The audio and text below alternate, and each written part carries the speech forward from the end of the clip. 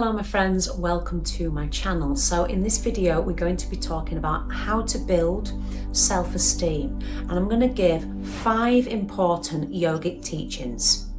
So before we crack on with the video, please like and subscribe to the channel. This will allow me to grow my audience and essentially provide you with more value.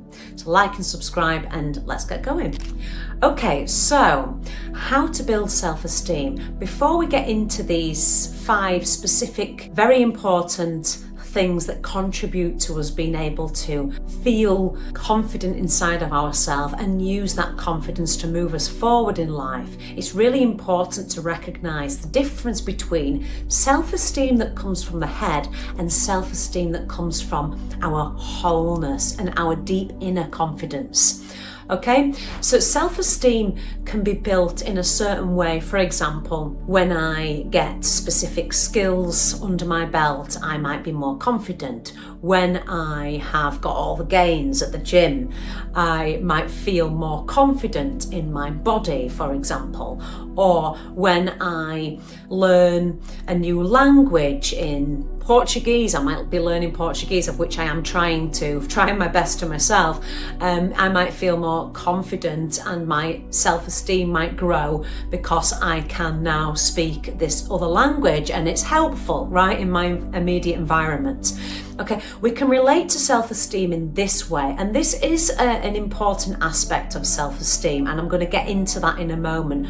But the deeper aspect of self-esteem is very much about developing an inner confidence that comes from a deep inner trust and a deep inner knowing of one's own truest authentic nature.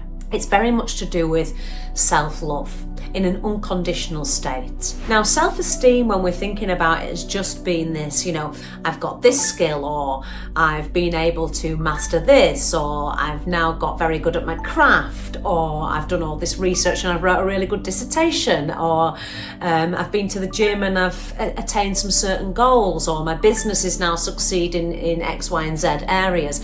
These are all things that boost our self-esteem, sure, but it's also at the same time, it can be a very shallow boost of self-esteem. It can come from the head space.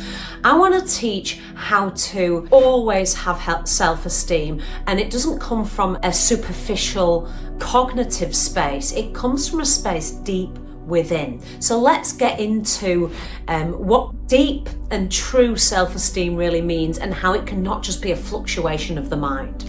I'm going to give you 5 really powerful yogic teachings. Okay, the first teaching I'm going to give you is self-acceptance. Number 1, the absolute core to true self-esteem, not just this shallow self-esteem that comes from the head, which is helpful, but I'm going to get into it in a moment. The absolute core to self-esteem is self-acceptance. If we cannot accept ourselves for who we are right now, then all of these little self-improvements, which are important, I'll get into that in a moment, are going to be empty endeavours. Okay, so the first point of true self-esteem comes from self-acceptance. When we accept ourselves for who we are right now, it doesn't matter if we can't speak Portuguese, it doesn't matter if what goals we attain in the gym. It doesn't matter if our business fluctuates up and down. It doesn't matter what so-and-so says at work to boost our confidence or doesn't say. It doesn't matter what our boss thinks of us, right? All these things are superficial self-esteem builders and they're helpful. But without self-acceptance, we're going to rely on all of these things to boost our self-esteem, and they're going to be very short-lived. Okay, so self-acceptance, which very much relates to self-love, is an unconditional state that comes from the heart space, not the head space, that allows us to go, I am worthy and I accept myself and I am full of self-esteem from a place that's deeper than all of these exterior notions. So that's the first thing that you need to work on when it comes to connecting to a deeper sense of self-esteem, knowing oneself and feeling confident from your core, right? This is not an arrogant confidence. This is a true inner knowing of who you are from your most authentic space, and starting to love yourself and accept yourself for who you are without any other need for gaining something in the future. I'm going to get into at the end of this little video how we can start to work on these things as well. Okay, so self-acceptance, let's call it, really it's a space of unconditional love. Unconditional love comes from the heart space. Conditional love comes from the head space. I will love and accept myself when I can't love and accept myself because of, okay? I will love and accept myself when X happens in the future, when I get the promotion, when I have strong arms from the gym, when I've completed a 40-day meditation and I feel really good about myself, when I have handed in my thesis and I've got the top marks. Yeah, these are all unattainable goals because they're all in the future. They're all conditions, if, shoulds, maybes, whens. Whereas real self-confidence and real self-esteem comes from a space of unconditional love and acceptance, which is from the heart space. Okay, and that says, I love myself despite what might be coming up in the future. I love myself despite what happened in the past. It's an energy of now. It's an energy of presence. Okay, so that's the first thing, is self-acceptance. Now, when we start to develop this self-acceptance, then we can start to look at self-improvement. Now, self-improvement is the second pillar, or not pillar as such, but the second yogic teaching to self-esteem, real self-esteem. Now, you might hear people in the spiritual circles or the spiritual community saying self-acceptance instead of self-improvement, but we can have both, and both are needed for self-esteem. Otherwise, we wouldn't feel the need to challenge ourselves or move forward or develop a specific skill like Portuguese to be able to communicate in your immediate environment with more effectiveness and compassion and respect and kindness towards others and yourself. So self-improvement is needed, sure, but self-improvement without self-acceptance is an empty endeavour. So self-acceptance is the anchor, if you like, to self-improvement. Self-acceptance says, I love myself and I accept myself exactly as I am without knowing the Portuguese language. I'm using this as an example. However, I'm going to love myself and accept myself anyway. And on top of that, I'm going to learn Portuguese to allow myself to be more connected in my daily life whilst living in Portugal. I'm going to learn Portuguese to develop my skills so I can grow and move forward and challenge myself. I'm going to learn Portuguese so that I can respect the people in the country that I'm trying to communicate with, so it's easier for them and it's easier for me. So these are all things that you might put under the bracket of self-improvement. If I don't learn Portuguese, I still love and accept myself exactly as I am. It doesn't mean, Portuguese doesn't mean that I now can love myself, okay? Very small example. Me being able to get a specific qualification, yeah? Let's say I wanted to do another qualification somewhere, do another course somewhere, and once I've got the certificate of the course or the qualification, then, oh, now I can love myself. These are all very empty, shallow endeavours. Right? Because self-love, true self-love and true self-acceptance is a now energy. It is without conditions. The mind wants to give us conditions. The heart is without conditions. So self-acceptance, first yogic teaching. Self-improvement is a second yogic teaching. And we cannot have self-improvement without self-acceptance. Well, we can, it will be very shallow and it will come with conditions. Now, if we have self-acceptance and self-improvement on top of that, the self-improvement will not determine how much we love or don't love ourselves. They will just be added bonuses and added skills and added challenges and added experiences to the breadth of our human existence. So that's really important to know. The third yogic teaching I want to teach, and this is so important for self-esteem, is self-responsibility. When we continuously take our energy and our center of gravity outside of ourselves by saying, this person, that person, that set of people, that group, the government, our parents, our school, our education system, work, all of the exterior things outside of ourselves are responsible for our misery and our suffering, then what we've done is we've given our power away. And when we give our power away, we give our responsibility to other people. And when we give our responsibility to other people, we end up becoming a victim. We end up emptying ourselves of our own power. Because what we end up doing is we go, unless the parent can change, unless our educational system can change, unless our friends can change, unless our social circles or the government or the newspapers or the media or nature can change, or any of these external circumstances, the past and the future, and the fact that we don't have the right shoes or the right clothes or the right house or the right this or that or the right resources. When we continuously blame our inability to love ourselves or accept ourselves or move forward on external circumstances, we are giving our power away to those external circumstances, because we're saying, I can't change until all of those things change. And that just dilutes our confidence. That just dilutes our self-esteem entirely, because we've given our self-esteem to all of those exterior things.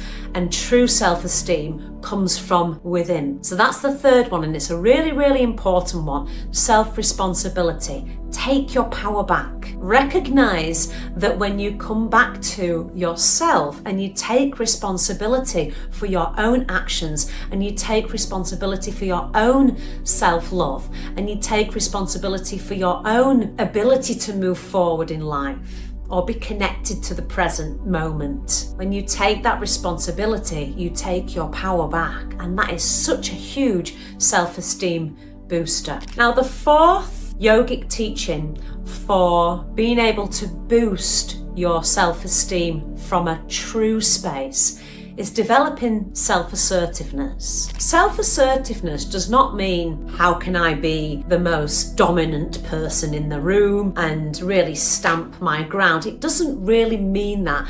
True self-assertiveness means knowing ourselves, knowing what our core values are, being true to our knowing and our core values, and acting from that confident space, and being that confident person that comes from knowing ourselves, from a deep inner knowing that's not necessarily from the headspace, that's fluctuating and always changing. Self-assertiveness means knowing oneself to the core, being true to our values, and moving through life to the beat of our own drum, because we know ourselves. So when we know ourselves, when we get to know ourselves through practices such as svadhyaya, as we might call it in yoga, self-study, listening to ourselves, sitting with ourselves, giving ourselves time and space and rest and presence, and coming back to a more neutral headspace, and understanding ourselves from a deeper level, we become assertive in our actions. We know what we want, we know what we don't want. We don't get so tainted by the crowd. We move forward in life with a really purposeful direction. We're clear in the direction we want to go in. We're aware of the path we want to move towards, and we're also aware when we are out of alignment with that path. So self-assertiveness is a real true quality of the heart space, because the heart space is all about courage to show up as your true authentic self. And when you are honest with yourself, and when you speak your truth, and when you assert your truth, you have nothing to hide. And when you have nothing to hide, you can be assertive. You're confident in your approach to life. And this is a huge self-esteem booster. Not a self-esteem from this very sort of superficial space in the head. Self-esteem that really comes from the heart and the gut, and knowing yourself to the core. So that's the fourth one. So let's get into the fifth self-esteem booster that allows you to boost your self-esteem from a deep, true space within. and that is self-care. Self-care is unbelievably vital for boosting your self-esteem, and that is because it brings your awareness back inside of yourself.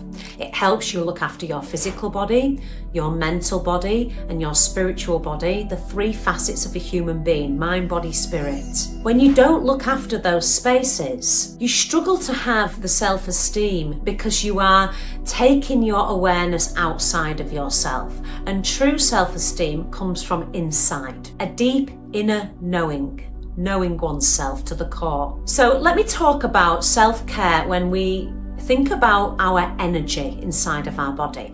Without our energy available to us, nothing works. We cannot even complete or work with the other 4 teachings that I've given you today for boosting self-esteem. Okay, we can't work with self-acceptance, we can't work with self-improvement, we can't work with self-responsibility, and we can't work with self-assertiveness because our energy and our awareness is outside of ourselves.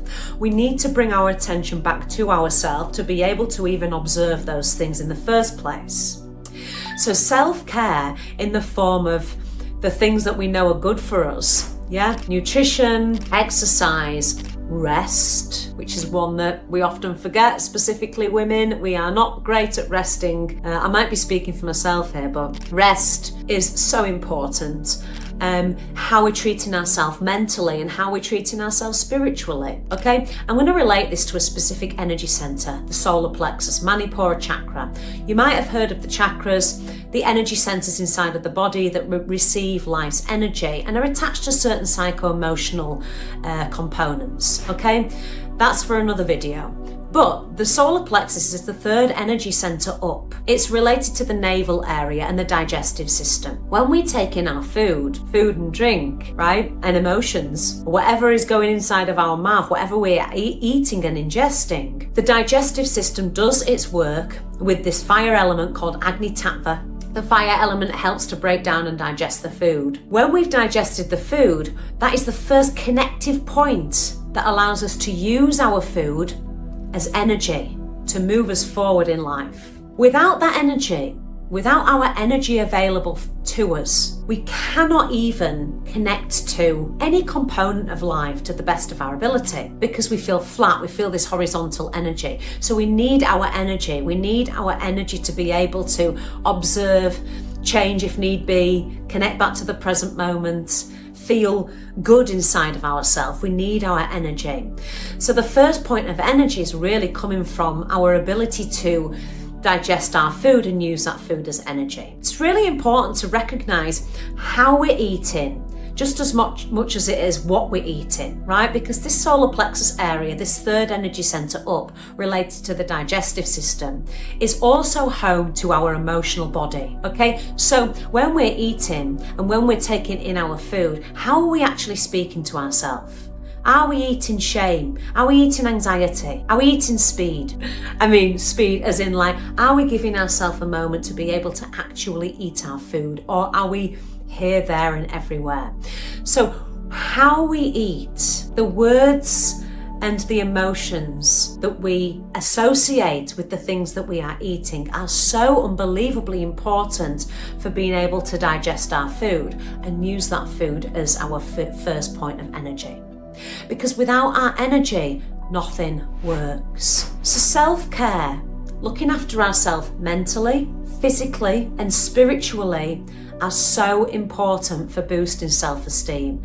I'm going to actually put that at the top of the list because without that, it's very challenging to be able to look at the other things. So bringing yourself back to your true life force, your energy, and using that energy to propel yourself forward, even if that propelling is to bring yourself back into stillness, is so, so important. So you can use self-care such as physical exercise, whatever you enjoy. That's so important. Do what you enjoy, otherwise you will not do it. I like to run.